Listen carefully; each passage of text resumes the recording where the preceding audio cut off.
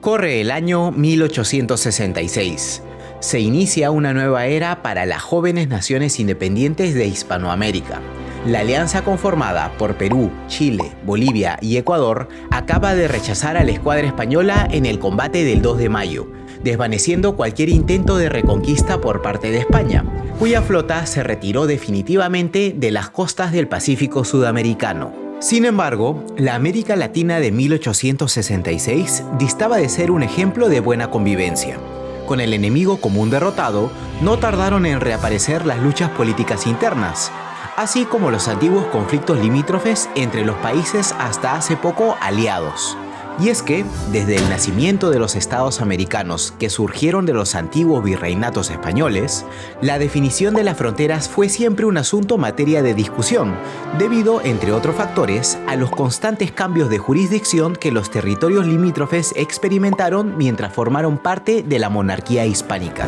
Precisamente una de estas fronteras controvertidas era el límite entre Chile y Bolivia. Chile sostenía que su frontera norte se extendía hasta el paralelo 23 de latitud sur, mientras que para Bolivia dicho límite se fijaba en el paralelo 26. La controversia se agravaba por el hecho de que la zona en disputa contenía ricos yacimientos minerales, especialmente de salitre, elemento valorado como un excelente fertilizante y empleado también en la fabricación de pólvora. De hecho, mientras que en décadas pasadas había sido el guano de las islas y puntas costeras el fertilizante de mejores propiedades y mayor demanda internacional, su eventual agotamiento, sumado al descubrimiento de productos alternativos, hicieron del nitrato una renovada fuente de prosperidad.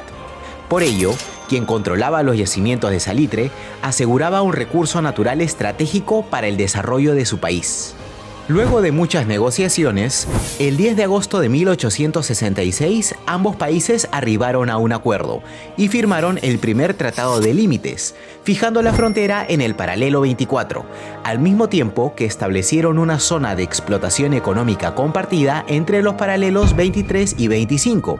acordando repartirse en forma equitativa las utilidades derivadas de la explotación del salitre. Establecidos los límites y disipada la posibilidad de un conflicto armado, la actividad salitrera experimentó un nuevo boom, lo que paradójicamente sentaría las bases de una futura disputa. Verán, a pesar de que los yacimientos más ricos y la infraestructura necesaria para la explotación del salitre se encontraban en territorios de soberanía boliviana, la explotación del mineral atrajo principalmente a inversionistas e inmigrantes chilenos, que buscaban en esta actividad un medio de subsistencia en tiempos de una fuerte crisis económica mundial.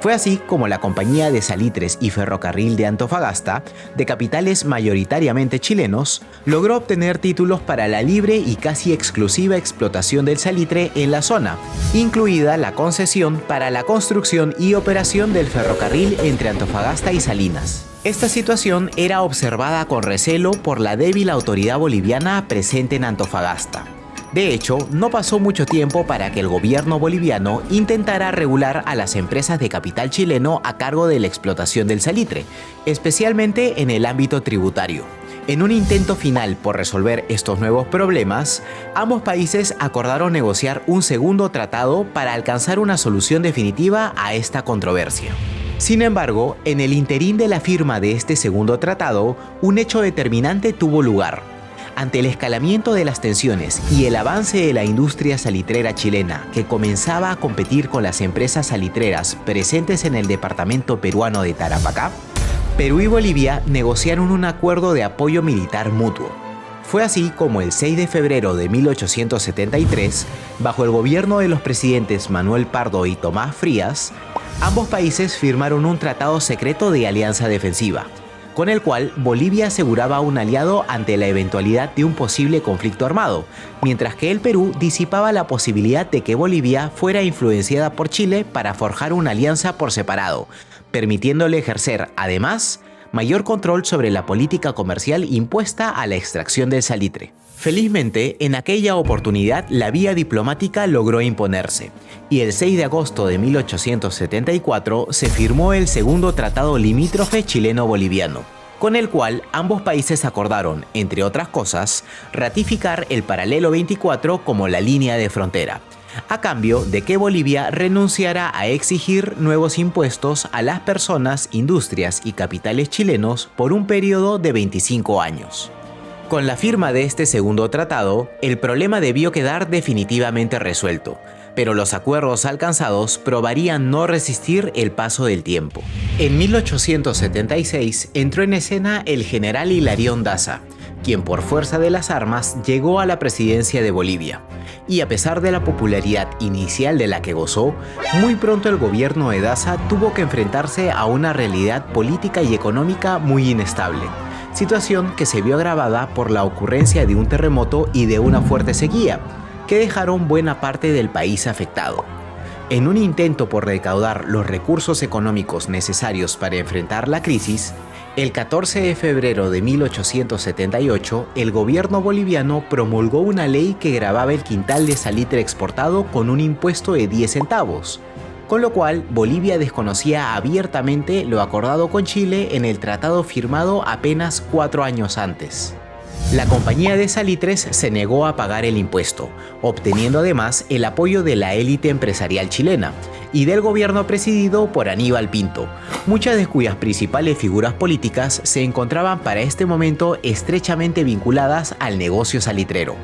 Así, el gobierno chileno interpondría varias notas diplomáticas a Bolivia, reclamando la derogación del impuesto y señalando que su imposición constituía la vulneración de un tratado internacional, recibiendo a cambio una enfática respuesta de la administración de Daza en la que se precisaba que la vigencia de dicho gravamen constituía un asunto privado sin carácter diplomático ni incidencia sobre el tratado limítrofe con Chile. En un último intento por resolver las diferencias, los diplomáticos de ambos gobiernos propusieron la idea de someter la controversia a un arbitraje, según lo estipulado en el Tratado de 1874. Sin embargo, pese a los intentos iniciales realizados, el 1 de febrero de 1879, el gobierno de Hilarión Daza ordenaría embargar y rematar los bienes de la Compañía de Salitres y Ferrocarril de Antofagasta, para cobrar los impuestos impagos que se habían generado desde la entrada en vigor del impuesto, para posteriormente rescindir el contrato de concesión sobre los terrenos explotados por la compañía, retornándolos al Estado boliviano. Ante esta situación, el presidente chileno Aníbal Pinto ordenó finalmente proceder con la ocupación de Antofagasta. Así, el 14 de febrero de 1879, las tropas chilenas al mando del coronel Emilio Sotomayor desembarcaron sin oposición en el puerto de Antofagasta, con el objetivo de impedir el remate de la Compañía de Salitres y de reivindicar los territorios ubicados al sur del paralelo 23, a los que Chile había renunciado con la firma del Tratado de Límites de 1874, aduciendo que Bolivia había decidido incumplir primero los acuerdos a los que ambos países se habían comprometido. Sobrepasado en número y capacidades por las fuerzas chilenas, el coronel Severino Zapata, prefecto de Antofagasta, ordenaría a su reducida guarnición deponer las armas y marchar hacia Cobija, en espera de instrucciones del gobierno boliviano, mientras que en paralelo parte de la fuerza de ocupación chilena era enviada a ocupar los principales poblados ubicados al sur del paralelo 23, en tanto las fragatas blindadas y la corbeta O'Higgins fueron desplegadas para mantener observación sobre los demás puertos del litoral boliviano. Cuando las noticias de la ocupación chilena de Antofagasta llegaron a Lima, la opinión pública comenzó a pronunciarse cada vez con mayor fuerza a favor de una guerra con Chile, instigada abiertamente por varios sectores políticos, militares y empresariales, quienes veían en la posibilidad de un conflicto armado una oportunidad para sacar provecho. Sin embargo, el presidente Mariano Ignacio Prado, conocedor de la grave crisis económica por la que atravesaba el país, decidió en cambio mediar entre las partes, buscando evitar una guerra para la cual sabía que el Perú ni su aliado secreto estaban preparados. Para ello, Prado dispondría el despacho de delegaciones diplomáticas a ambos países, nombrando al diplomático José Antonio de la Valle como delegado especial del Perú en Chile para ofrecer su mediación entre las partes en disputa. Con su misión apresuradamente impartida, el 22 de febrero de 1879, Lavalle enrumbaría hacia el Callao, recibiendo sus credenciales e instrucciones escritas apenas momentos antes de que su barco zarpara con dirección a Chile. Sin embargo, sería recién en su camino a Valparaíso que el diplomático peruano, al abrir el paquete proporcionado por el gobierno, tomaría conocimiento de la existencia y vigencia del Tratado Defensivo entre Perú y Bolivia, del cual concluiría casi inmediatamente que su existencia debía ser ya conocida por el gobierno chileno, y razones ciertamente no le faltaban. Verán, a pesar de su carácter secreto, las filtraciones sobre la existencia de este tratado surgirían desde muy temprano a la fecha de su firma, muy probablemente como resultado del proceso de ratificación por los congresos de Perú y Bolivia o cuando se discutía la posible incorporación de Argentina en la alianza, acto que finalmente terminaría por no materializarse debido a las diferencias limítrofes que Bolivia mantenía con Argentina por la posesión de la provincia de Tarija. Por tales motivos, Lavalle estaba convencido de que la existencia de este tratado sería el principal obstáculo con el que se toparía su misión en Chile. A su llegada a Valparaíso, Lavalle se toparía con múltiples manifestaciones populares en contra del Perú y de su misión diplomática. Y es que, al igual que en Perú y en Bolivia, con cada día que pasaba, la población y varios sectores de poder deseaban con creciente empeño la guerra, la cual era vista como la oportunidad propicia para asegurar los ricos territorios salitreros del Atacama, que ofrecían a Chile la promesa de prosperidad. Pese a ello, Lavalle continuaría su misión y enrumbaría a Santiago, a donde llegaría el 5 de marzo para iniciar la mediación acordada. Ya frente al presidente Pinto y sus ministros, Lavalle tomaría los siguientes días para desarrollar la fórmula de paz propuesta, que establecía la desocupación chilena del litoral boliviano en tanto un país árbitro determinase la pertenencia real de este territorio, y que mientras dicha resolución estuviera en curso, una administración autónoma se encargaría de distribuir en partes iguales las utilidades generadas por la explotación salitrera. Sin embargo, la propuesta de desocupación sería prontamente desestimada por el gobierno chileno, casi con igual rapidez con la que Lavalle sería consultado sobre los rumores que señalaban la existencia de un tratado secreto entre Perú y Bolivia, respuesta que Lavalle evadiría al no contar con instrucciones específicas sobre cómo proceder ante este escenario. Sin embargo, la situación se complicaría aún más el 18 de marzo, fecha en la que los representantes de Perú y Chile tomaron conocimiento del decreto expedido por Hilarión Daza el 1 de marzo, mediante el cual se declaraba a Bolivia en estado de guerra, así como se ordenaba la expulsión de los ciudadanos chilenos y la confiscación de sus bienes. A pesar de que la mediación del Perú había sido aceptada por ambas partes, el decreto del gobierno de Daza terminaba por comprometer el objeto mismo de las negociaciones de paz. Sin contar con mayores instrucciones sobre cómo proceder ante este escenario, Lavalle propondría entonces que la mediación se realizara directamente en Lima, esperando que con ello se pudiera llegar a un arreglo.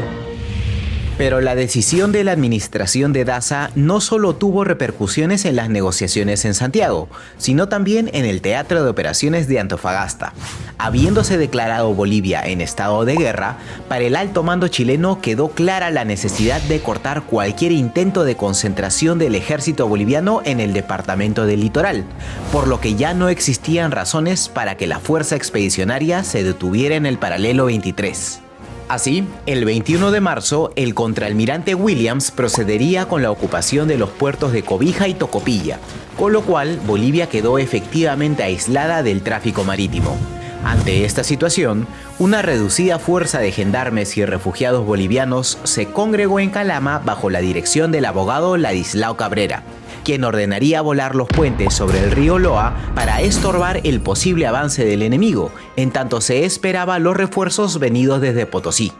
Sin embargo, esta concentración de fuerzas, sumada a los crecientes rumores de una supuesta movilización de fuerzas bolivianas, indujeron al coronel Emilio Sotomayor a proceder con la ocupación de Calama, a fin de negarle a Bolivia la posibilidad de agrupar sus fuerzas en el único valle agrícola en cientos de kilómetros del desierto de Atacama.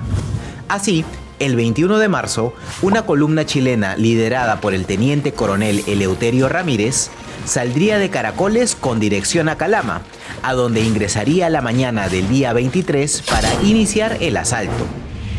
Con el poblado a la vista, la columna chilena, ahora organizada en secciones, se dispuso a cruzar el río Loa por 3 sectores, contando con el apoyo de un cuerpo de carpinteros para habilitar los puentes destruidos por los bolivianos. Así, las vanguardias de caballería desplegadas en ambos extremos comenzaron su cruce por los vados de Topater y Carvajal, siendo sorprendidos por los rifleros bolivianos tendidos a cubierto entre los matorrales o tras parapetos improvisados. Las descargas bolivianas frenaron el avance de la caballería chilena, cuya ala derecha se replegó momentáneamente acosada por los montoneros enemigos, mientras que la izquierda desmontó y sostuvo la posición a carabina, en espera de la infantería. Sin embargo, a pesar de la sorpresa inicial conseguida por los defensores, pronto los soldados chilenos de ambas alas lograrían apoyar a la caballería, mientras que las tropas del sector central lograron también cruzar el río y reforzar el ataque chileno. Mientras tanto, en el vado de Topater, los pocos bolivianos presentes mantenían la posición bajo el mando de Eduardo Avaroa. Los soldados chilenos los conminaron a la rendición, recibiendo una enérgica negativa por parte del bravo defensor, quien momentos después caería abatido sosteniendo su posición. Superados en número, los defensores serían lentamente obligados a replegarse, hasta recibir finalmente la orden de retirada hacia el poblado de Chiu Chiu. Luego de 3 horas de combate, Calama sería completamente asegurada por las tropas chilenas. A pesar de la encomiable resistencia boliviana, el combate de Calama concluiría con una victoria rotunda para el ejército chileno, la cual significaría también la pérdida definitiva del control sobre el departamento litoral por parte de Bolivia, cuyas tropas no volverían a tentar una ofensiva de importancia en este territorio. De regreso en Santiago, la misión Lavalle atravesaba su peor momento. Las últimas comunicaciones enviadas por el ministro chileno en Lima confirmaban de boca del propio presidente peruano la existencia del tratado secreto entre Perú y Bolivia, así como alertaba sobre la concentración y alistamiento de la escuadra peruana en el puerto del Callao. Ante esta situación, el gobierno chileno exigió a Lavalle solicitar que el Perú declarara su neutralidad absoluta como condición indispensable para continuar con la mediación, en tanto un arbitraje definía el destino de los territorios en disputa.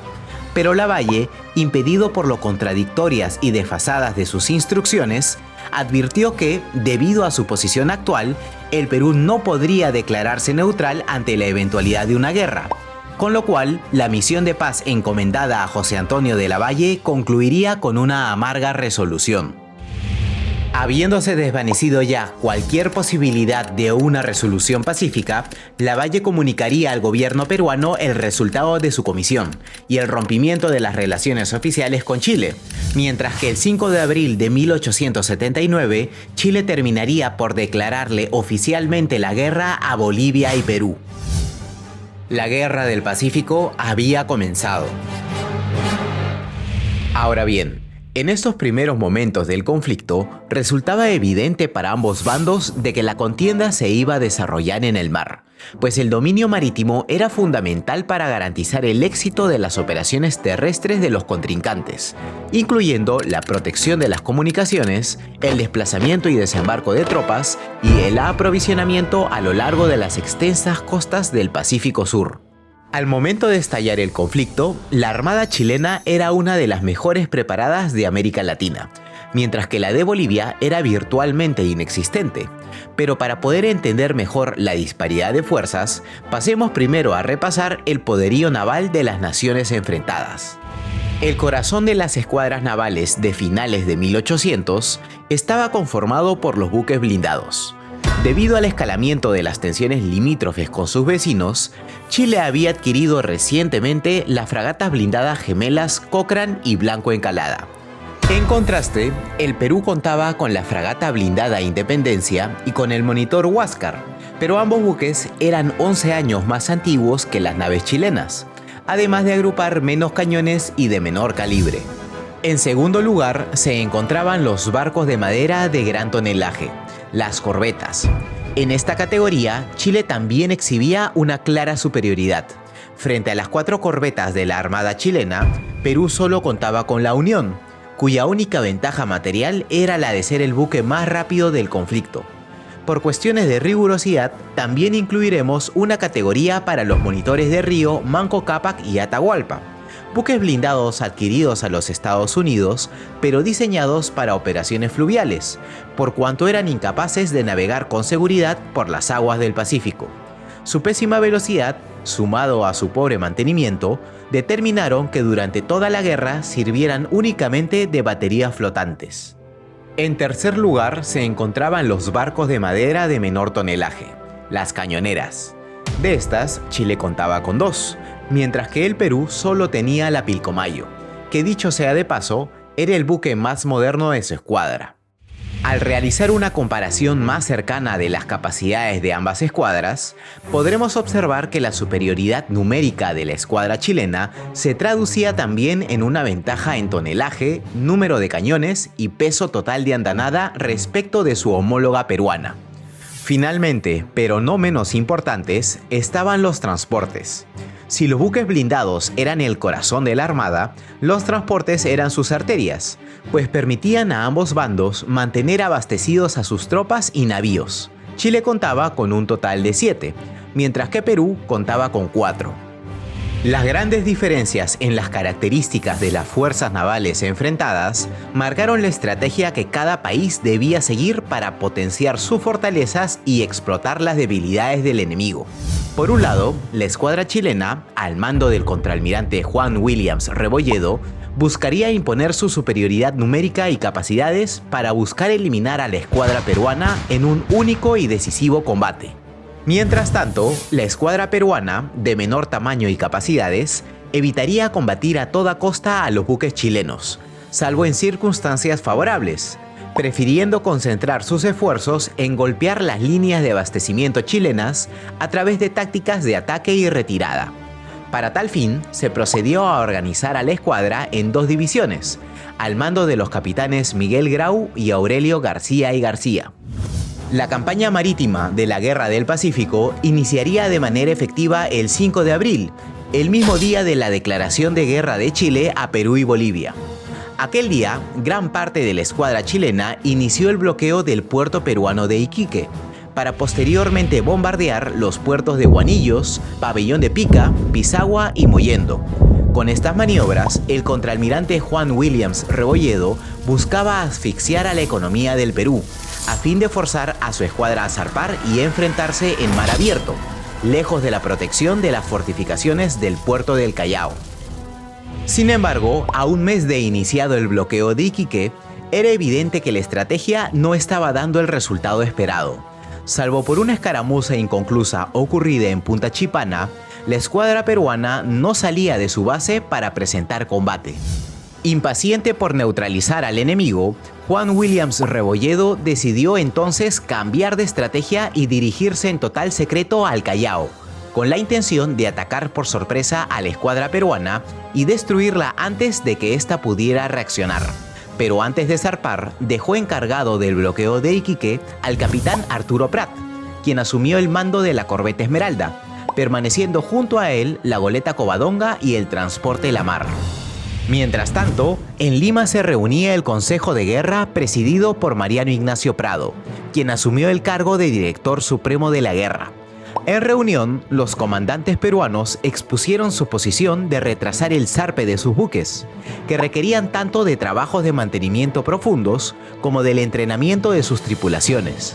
Pero la posición general del Consejo fue la de autorizar la salida de la escuadra hacia Arica a fin de evitar un eventual bloqueo y concertar los planes de las 2 repúblicas aliadas, cuyas fuerzas debían converger en el sur del Perú. Por azares del destino, el mismo día que la escuadra chilena zarpó con dirección al Callao, se hizo a la mar la primera división naval peruana, llevando embarcado al presidente peruano Prado y escoltando un convoy con 4.000 soldados, destinados a reforzar las defensas del puerto de Arica. Ambas fuerzas se cruzaron sin verse, debido a que las naves peruanas navegaban cerca de la costa, mientras que las chilenas lo hacían mar adentro para evitar ser detectadas. Al llegar al puerto de Arica, el alto mando peruano fue informado desde Iquique que la escuadra chilena había zarpado al norte, dejando el bloqueo mantenido únicamente por 2 buques. El Consejo de Guerra peruano resolvió entonces romper el bloqueo impuesto al puerto de Iquique. El capitán Miguel Grau lideraría el ataque. La prisa de Williams Rebolledo por imponer sus condiciones le había brindado a Miguel Grau la oportunidad de pasar de ser la presa a ser el cazador. Lo que seguiría a continuación marcaría el rumbo de toda la campaña naval de la guerra. Muchas gracias por ver la versión extendida del primer episodio de nuestro documental sobre la Guerra del Pacífico.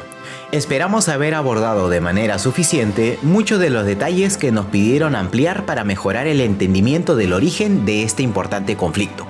Queremos aprovechar también para invitarlos a volverse miembros de nuestro canal o a apoyarnos como mecenas de nuestra página de Patreon. A través de ambos medios podrán ayudarnos a seguir creando más y mejor contenido para todos. Nos vemos pronto.